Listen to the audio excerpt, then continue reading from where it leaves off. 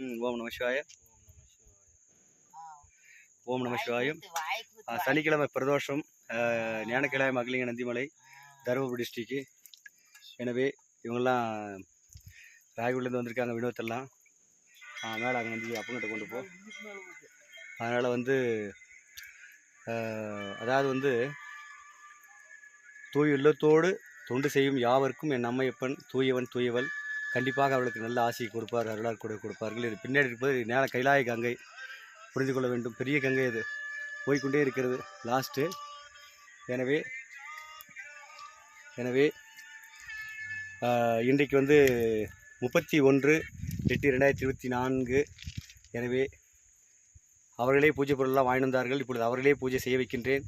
என்றால் ஒவ்வொருவர்களும் அவர்களாக சிவனுக்கு பூஜை செய்தால்தான் அவளுக்கு வந்து நாமும் சிவனுக்கு பூஜை செய்கிறோம்.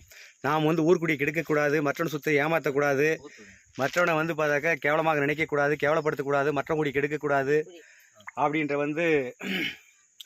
அப்படின்ற எல்லாத்துக்கும் ஊற்றணுமா பால்? அங்கே லிங்கத்துக்கு கொஞ்சம் ஊற்றிட்டு வந்துடுங்க. கையில் பிடிச்சி கொஞ்சம் கீழே லிங்கத்துக்கு போட்டுருங்க, மூஞ்சிக்கு சென்டரில் போடுங்க, மூஞ்சிக்கு பின்னாடி போடுங்க. அப்படி போடுங்க, போட்டு வாங்க, அப்படி போடுவாங்க. எனவே இவங்கெல்லாம் அவங்களாக பொருளை வாங்கிட்டு வந்தாங்க. வாங்கிட்டு இப்போ வந்து இந்த பூஜையை செஞ்சுட்டு இருக்குது ஐயா. எனவே பார்த்தால் இறைவனுக்கு பூஜை செய்பவர்களுக்கு தான் நம்ம இப்போ நல் புரிவார்கள். இல்லை என்றால் எல்லோரும் சொல்லுவார்கள் சிவனுக்கு பூஜை செய்தால் மட்டும்தான் என்ன நமக்கு நல்லது கிடைக்குமா என்று. லிங்கத்தில் கொண்டு போய் கொடுங்க பால், கடைசியில் ஒரு ட்ராப் கொண்டு போய்ட்டு அங்கே கொடுங்க. எனவே அது போல் இருக்குது பாருங்கள். பின்னாடி வந்து கைலாச கங்கை இருக்கிறது. இதெல்லாம் எந்த உலகத்திலுமே இருக்காது, ரொம்ப லென்த்தியாக இருக்கும். அங்கே பாருங்கள் அபிஷேகம். தயிரை கட் பண்ணி அதே போல் நந்திகேஸ்வரர் ஆரம்பிங்க. ஓம் நம சிவாய. தயிர் போட்டு அப்புறம் பண்ணிக்கலாம் பூஜை. எனவே ஓம் நம சிவாய திருஷ்ணபலம்.